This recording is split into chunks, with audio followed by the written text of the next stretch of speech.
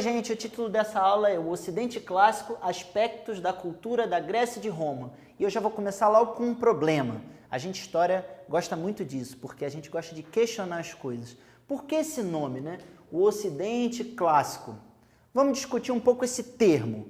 Esse termo Antiguidade Clássica, ele teve, na realidade, um surgimento no início da Idade Moderna, por volta dos séculos XV e XVI. Naquele momento, lá na Europa Ocidental, né, os intelectuais estavam insatisfeitos com a maneira que se fazia a arte, como era a sociedade daquela época, e achavam que muito mais antigamente se fazia melhor. Lá em Grécia e em Roma estavam os melhores referenciais, na ideia deles, as melhores coisas, vamos dizer assim, tanto em arte, quanto em cultura, quanto na relação com o mundo. Então, nessa época é que surge esse termo de que essa antiguidade que eles viam como melhor, como referência, que teria acontecido em Grécia e em Roma, seria uma antiguidade clássica, que serviria como uma espécie de modelo.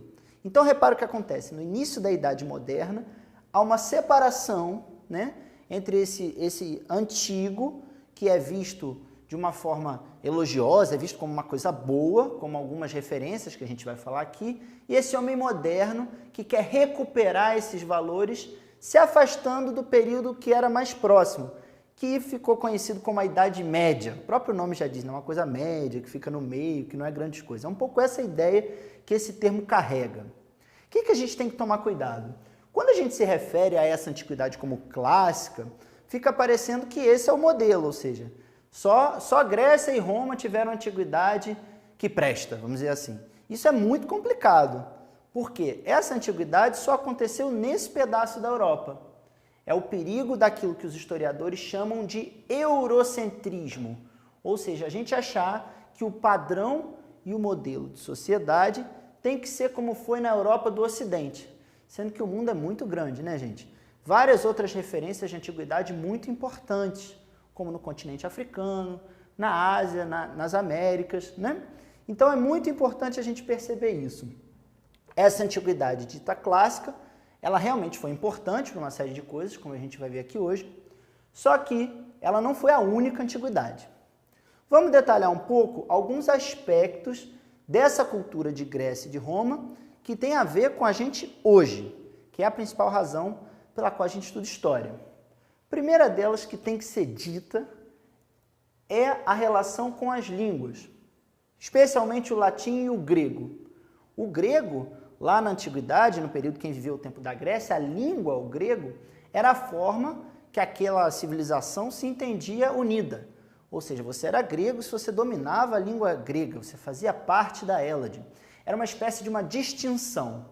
Havia os gregos, que dominavam aquela língua, que eles achavam superior, e havia os bárbaros. Esse era o entendimento.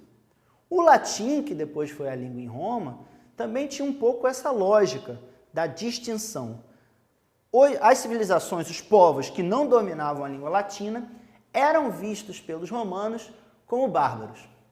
Então a língua, ela é um instrumento de distinção, como eu disse aqui, e que depois desenvolveu outros idiomas. E aí entra onde isso é tão importante para a gente. Porque o português, assim como o francês, o romeno e alguns outros idiomas, ele tem origem latina. Várias palavras do nosso idioma, fora que a própria estrutura principal da língua portuguesa, essa língua que a gente fala aqui, tem origem há muitos milênios atrás, lá na língua praticada em Roma. Tá certo? Além da língua, esse primeiro aspecto que a gente deu um maior destaque aqui, outras referências são muito importantes para a nossa atualidade e que tem, digamos assim, o berço, né, que tem a referência nessa antiguidade romana e grega. A primeira delas que eu vou destacar é a literatura. Especialmente aí vou fazer referência a duas obras dos gregos, a Ilíada e a Odisseia, que eram grandes poemas épicos de Homero, atribuído a Homero.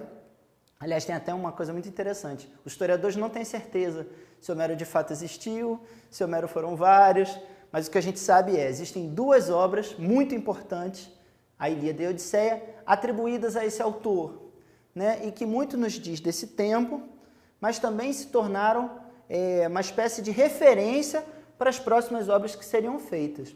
No caso dos gregos, os gregos também produziram filosofia, né? Os gregos produziram literatura. Isso é muito importante para a gente entender que as produções que vieram depois tiveram uma relação com isso que nasceu, de certo sentido, na Grécia. Em Roma, havia também produções literárias importantes, Tito Livio, Tácito. Eu não comentei, mas seria interessante lembrar que também gregos e romanos tiveram os primeiros historiadores, ou seja, as primeiras pessoas que se propuseram, que se colocaram a contar o passado daquela comunidade da qual eles faziam parte. Então a literatura, a produção de escrita, ela tem um marco muito relevante, de fato, em Grécia e em Roma. Um outro ponto que eu gostaria de destacar foi o desenvolvimento do teatro, aliás, muito bem representado aqui nessa ilustração. O teatro grego, que é uma referência até os dias atuais, ele foi uma importante expressão daquela comunidade.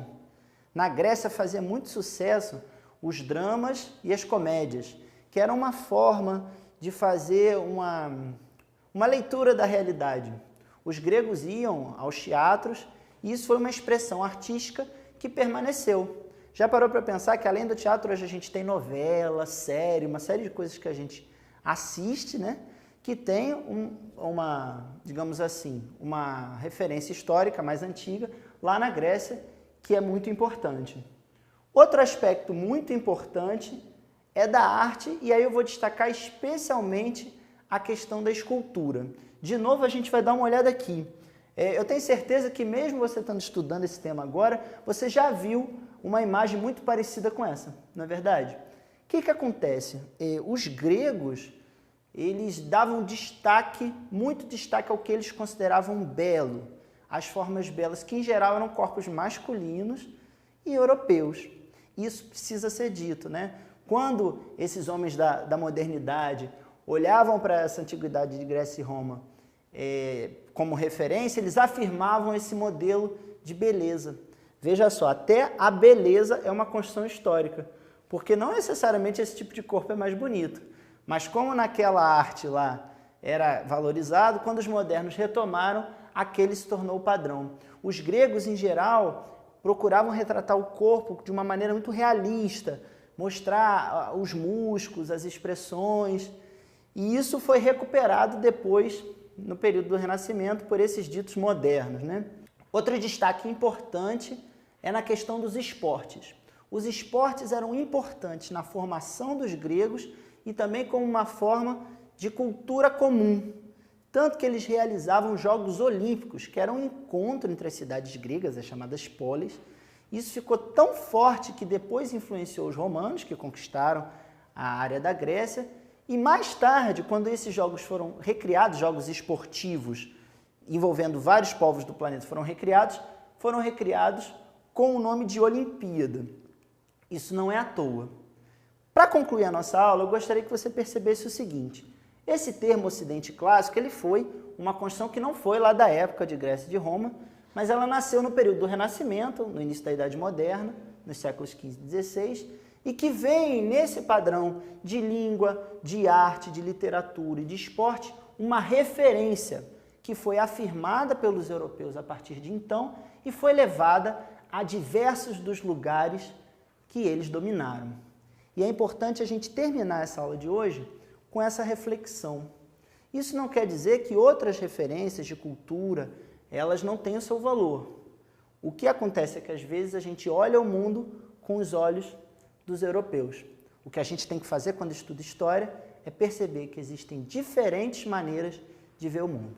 Eu espero que vocês tenham gostado. Até uma próxima.